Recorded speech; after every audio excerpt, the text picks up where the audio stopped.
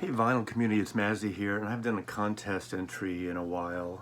I've been busy talking to folks, just hang around chatting, doing the joint venture series. This is the 420 entry. 420, I'm from San Francisco. I know what that suggests, but it's 420 subscribers for Rod, the happy hippie vinyl guy. And very simple. And so just let's do it. Rod does some great stuff. He's a deadhead pretty much, and he's into a lot of music. And I think he has a stall at an antique mall, and part of it is records, but I'm sure exchanging a lot of vintage goodies here and there. So first question, the last record you pick up? Well, it was a box set. I had pre-ordered this literally 3 months ago. In the meantime, the artist died, and I ordered this before the artist died, but it just arrived in the last week, and that's Little Richard Specialty Albums Mono box set. These are the records he recorded for Specialty Records 1957 and 1960. Sounds really good. I don't know if they're analog, if people care or not. My only disappointment, there is a book. It's a decent book. It's the mono box, which is good, so it's a mono the way these records should be. I think the jackets are a little funky, a little cheap ass, as they say.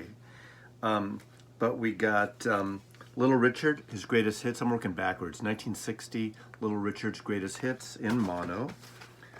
Little Richard is back. So I'm not going in order, but see the pixelation. Obviously, I didn't have that good negatives, but I think they could have worked on it. Kind of thin covers, but still, it's about the music, isn't it? And I don't have originals of these, and of course if you did, they'd be all trashed or very expensive. Little Richard, the fabulous Little Richard. It's amazing, all this great music, 3 years. Little Richard. Now I have another version of this with a better cover, so I'm going to kind of do a little comparison shopping, not shopping, but A-Bing, which I don't always do. But this is the only one I actually have as a reissue from about 10 years back, or somewhat. I got to see. Anyway, Little Richard, I mean, of course, Good Golly, Miss Molly, Lucille, Girl Can't Help It. That's from the great film, The Girl Can't Help It. I suggested that in other videos I've done, but The Girl Can't Help It. You need to watch that film. Great rock legends of the 50s are in it, and Jane Mansfield is the star of that. And of course, the debut, Here's Little Richard. I mean, one of the most important acts in rock and roll just died, so R.I.P. Okay, I don't know if I'm going in the right order, but does it really matter? Show a book. I'm doing everything in threes. Of course, that wasn't three, that was more than three. So 3 books, rock and roll books, music books I've read in the last few years. One is Been So Long, and this is an autobiography by Jorma Kaukonen. Jorma Kaukonen from the Jefferson Airplane, being the San Franciscan I am. Anything to do with the psychedelic scene in the Summer of Love, but also the Jefferson Airplane, which is my favorite band of the time of San Francisco. He also obviously moved on and morphed into and collaborated with with Jack Cassidy, the bass player of the Airplane, to form Hot Tuna. Saw him live at the Fillmore with David Bromberg about 6-7 years ago, I believe is the last time I saw him. This is a really great book, introduction by Grace Slick, signed, or at least initialed by Jorma.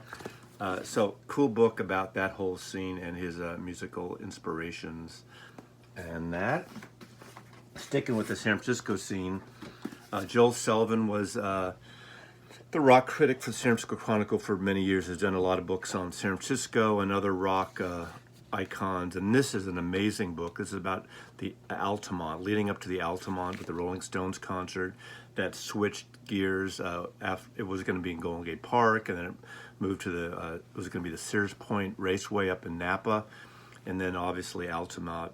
I did go to the show, and it was interesting reading this, all the intricacies about what went on before, during, and after. A tragic event. I didn't know there was a killing when I was there. I was 15 years old.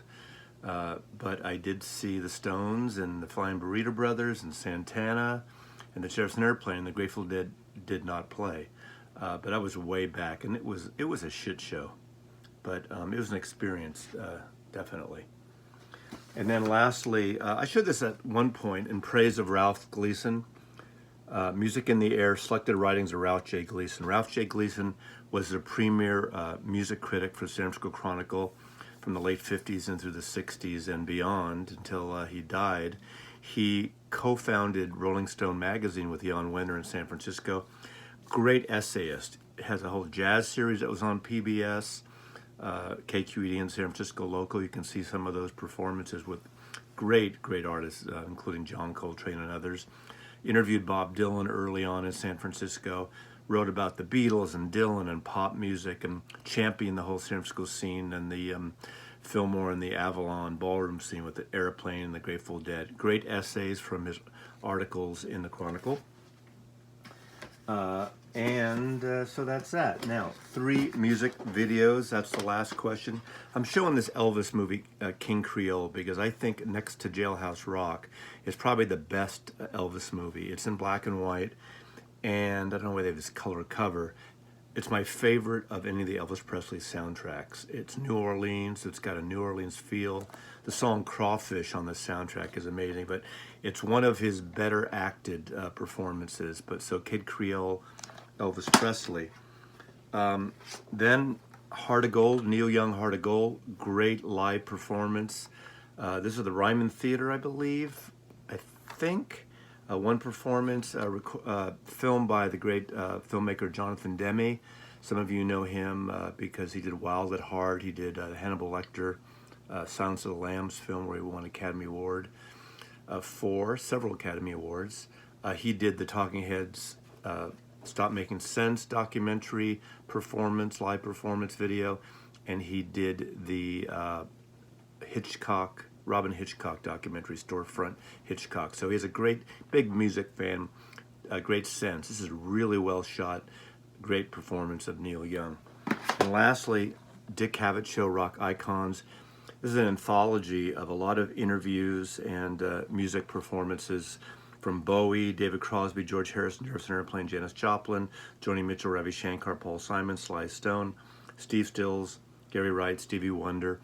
There was a great bit in here that it was live performances. He did a show right after the Woodstock festival in 1969. So that's Dick Cavett. So congratulations, Rod, on 420 plus. And lastly, nomination, who I should give, who should win this? I'm just going with Steve Carlson. He had the biggest record collection, but we all know because of his the floods, he lost it almost all except for the Bill Cosby.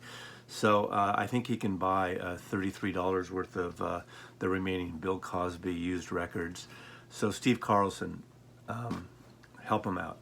Thanks. Good luck, Rob, and Mazzy loves you.